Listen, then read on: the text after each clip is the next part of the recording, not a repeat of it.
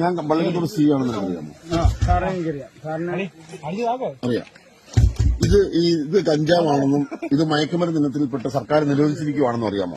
അതും അറിയാം. അത് എന്ന് നിരോധിച്ച്, ആര് നിരോധിച്ച്, കേരളത്തിലെപ്പം നിരോധിച്ചെന്ന് എല്ലാം അറിയാം.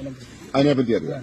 ഇത് ഈ പറയുന്ന സംഭവം മയക്കുമരുന്ന് വെച്ചിട്ട് കേരളം മുഴുവൻ ഡ്രഗ്സിന് അഡിക്റ്റ് ആയിട്ടുള്ള ഒരു കൂട്ടം ആൾക്കാരാണെന്നുള്ളതിനെ പറ്റി അറിയാമോ? അതല്ല, എന്നെ ഒരു കൂട്ടം ആൾക്കാര് എന്നെ സാറിന് ഇപ്പൊ ഒരു പഞ്ചായത്തിൽ 1000 പേരുണ്ടെങ്കിൽ അതിലൊരു 10 പേരെ കഞ്ചാവ് അടിക്കുന്നത്. പക്ഷെ ഈ 1900 പേരും മദ്യം അടിക്കുന്നത്. അപ്പൊ ഒരു സ്ഥലത്ത് പ്രശ്നം നടന്നു കഴിഞ്ഞാൽ ഏറ്റവും കൂടുതൽ പ്രശ്നം ഉണ്ടാക്കുന്ന മദ്യം കൊണ്ടല്ലേ. ഇവിടെ പിടിക്കുമ്പോൾ ജനങ്ങൾ പറയുന്ന ഉണ്ടാക്കുന്നതാണ് കഞ്ചാവ്. ഞാൻ ചോദിക്കട്ടെ, MDMA ഉണ്ട്, പ്രൊതലീനുണ്ട്, മോർഫിനുണ്ട്, അതുപോലെ തന്നെ LSD ഉണ്ട്. അതിന് കാശ് വേണം. അതൊക്കെ വലിയ കാശ്. അല്ല, ഞാൻ പറഞ്ഞ അങ്ങനെ കാശ് 2000 രൂപയില്ലേ?